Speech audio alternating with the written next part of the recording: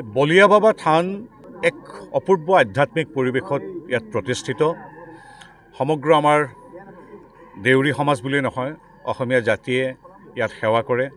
আৰু এই আমাৰ বলিয়া বাবা থান আমাৰ ডিমৌ সমষ্টিৰ অন্তৰ্গত এই অঞ্চলটোৰ বলিয়া বাবা থানখন অতি জাগ্ৰত বুলি জনা যায়। আৰু এই বলিয়া বাবা থানত কেৱল আধ্যাত্মিকতাই নহয়, ইয়াত আমাৰ ভাষা সংস্কৃতি সকলোবিলাক ইয়াত পৰিস্ফুট হয়। ইয়াত সাংস্কৃতিক চৰ্চা হয়, ইয়াত আধ্যাত্মিকতাটো এটা অপূৰ্ব পৰিৱেশ আছে।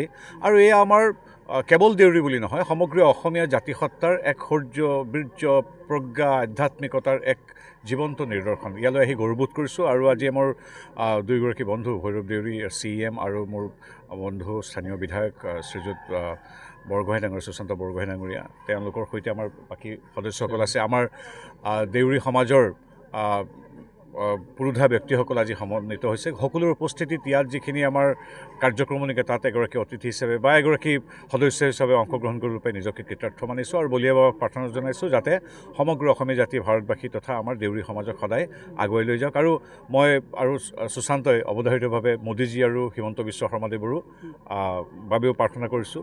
ৰাইজে প্ৰাৰ্থনা কৰিছে যাতে তেওঁলোকক শক্তি দিয়ে, দেশখনক, জাতিটোক, আমাৰ জনগোষ্ঠীবিলাকক আগুৱাই নিবলৈ। গতিকে এই চেগতে ৰাইজকো ধন্যবাদ জনাইছোঁ। নাই, এতিয়ালৈকে তেনেকুৱা কথা নাই। আমি ইতিমধ্যেই আজি 13টা প্ৰকল্পৰ আমি আমি উদ্বোধনৰ কামৰ লগত জড়িত হৈ আছোঁ। আৰু ইতিমধ্যে আজি পুৱা দুপৰীয়া ভাগত আমি আহোমসকলৰ এক সাংস্কৃতিক বিকাশ কেন্দ্ৰৰ বাবে 50 লাখ টকা ধাৰ্য কৰিছোঁ। তাৰ উপৰিও আমি ইয়াৰ যি 28টা পঞ্চায়ত আছে, 28টা পঞ্চায়তৰ থাউৰা ডিমৰ 28টা পঞ্চায়তত এটা কাম কৰিব। অৱধাৰিতভাৱে তাত দেউৰী সমাজৰ 2-3খন গাঁও থাকিবই। গতিকে তেনেধৰণে কৰা হ'ব। এটা নিৰ্দিষ্ট কৰি ইয়াত আমাৰ দেউৰী উন্নয়ন পৰিষদে খুব সুন্দৰভাৱে ৰাইজৰ সহযোগত কৰিছে। গতিকে ইয়াত সদ্যহতে একো নাই। প্ৰয়োজন হ'লে আমাৰ চৰকাৰ আছে, আমাৰ দেউৰী উন্নয়ন পৰিষদ আছে, আমি আছোঁ, স্থানীয় বিধায়ক আছে, স্থানীয় ৰাইজ আছে সকলোৰে ওপৰত। গতিকে আমি হাতে হাত ধৰি নিশ্চয় ইয়াত কিবা কৰিমেই। কিন্তু এইখিনিতে প্ৰাণিধানযোগ্য যে আজি 13টা মই ইতিমধ্যে কৰিছোঁ নাজিৰা, ডিমৌ আৰু টিয়কত। এতিয়াৰ পৰা মানে কি ইয়াত কাম কৰা এজন সাংসদো লাগিব। গতিকে ডক্টৰ হিমন্ত বিশ্ব শৰ্মা তথা মোদীদেৱৰ প্ৰতিনিধি হিচাপে, দুইখন শাসক দলৰ দুইখন চৰকাৰৰ প্ৰতিনিধি হিচাপে ইয়াত এতিয়াৰ পৰা স্থানীয় সাংসদ হিচাপে ৰাইজে মোক পাব। আমাৰ এগৰাকী সন্মানীয় যিগৰাকী স্থানীয় বিধায়ক আছে তেওঁক বিৰোধী দলৰ, গতিকে কাম কৰাৰ তেখেতৰ কিছু সীমাবদ্ধতা আছে, ইচ্ছা অনিচ্ছাৰ কথা আছে, তেওঁৰ ব্যস্ততাৰ কথা আছে। কিন্তু যিহেতু 4 বছৰ, অহা 4 বছৰ তেখেতে আমাক সমালোচনা কৰিয়ে পাৰ কৰিব সংসদৰ বাহিৰে ভিতৰে, টিভি তেনেকুৱা ইত্যাদিত। গতিকে তেওঁ সেইটো কাম কৰি যাওক আৰু আমি এনেকৈ ব্যৱহাৰিকভাৱে ৰাইজৰ কাম কৰি যাম, উন্নয়নৰ কাম কৰি যাম।